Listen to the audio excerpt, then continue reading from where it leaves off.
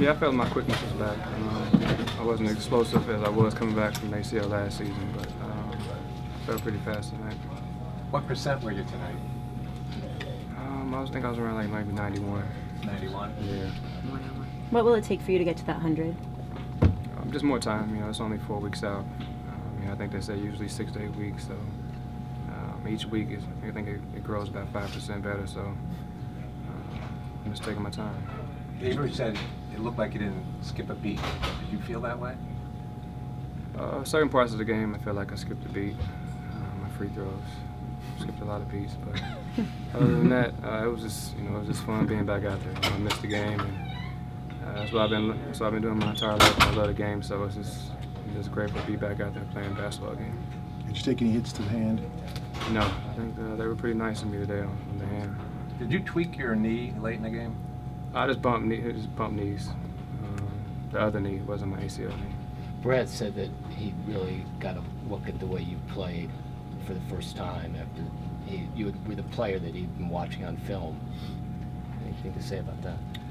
I mean, it's definitely a compliment, but I have a long way to go. You know, I'm going to continue to work. I'm going to get a lot better. I haven't played ball in about 7 months, so I'm just looking forward to continue. You know, the best thing about the NBA, we have so many games. So, you know, tonight was a great win for our team. Were you almost surprised by how well you performed tonight? A little bit. My touch around the rim was better than I anticipated.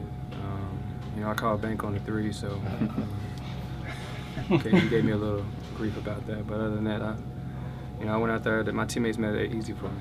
You know? Coach talked about how when the bench came in, the energy level remained the same. What can you say about what's special about this bench? Everybody was ready to play.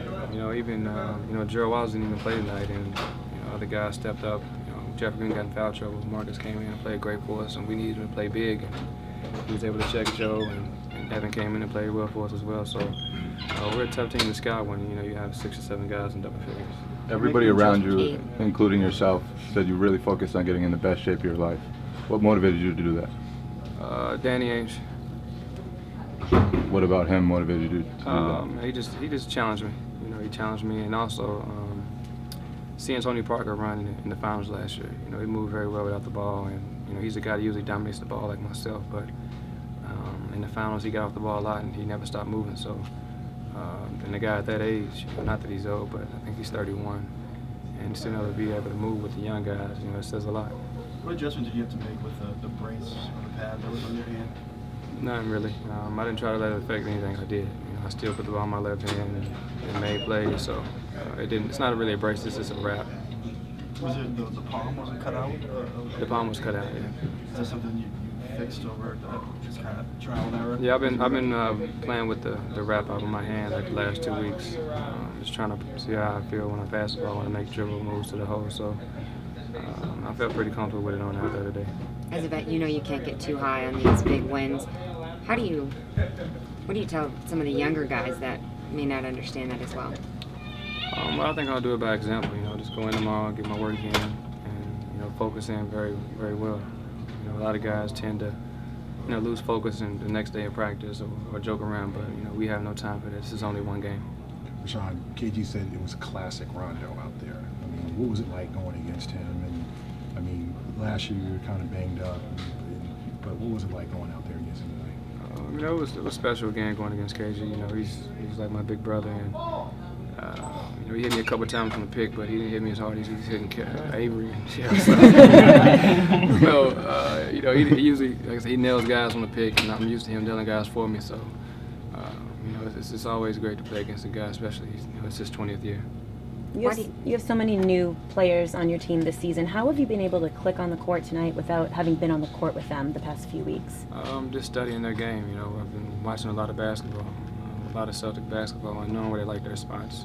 Knowing where Sully's going to hit the shot versus Kelly, and just knowing personnel. Saw you, Avery, and Marcus Smart out there together. What do you like playing? Why do you like playing with those guys? What's so special and unique about you? They're younger and they make it easy for me. So when I got tired, I just put them on the ball, and they did a better job than me on the ball. So anytime you can rotate guys, you can wear guys down. Because the way we play, we pick up a little bit, and it's tough. when you have 3 different guys that has energy, and you have those 2 young guys, I call them young pit bulls, and they're tough to beat off the dribble, and they're very physical. So I love playing with both guards out there.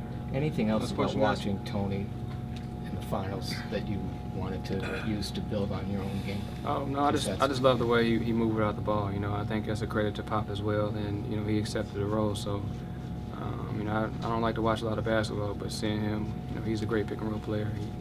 He can dominate the ball, but in the finals in particular, he passed and he cut through and got the ball on the weak side with a live dribble. He knocked down his corner 3. So like I said, I got a lot of respect for a guy like Tony Parker.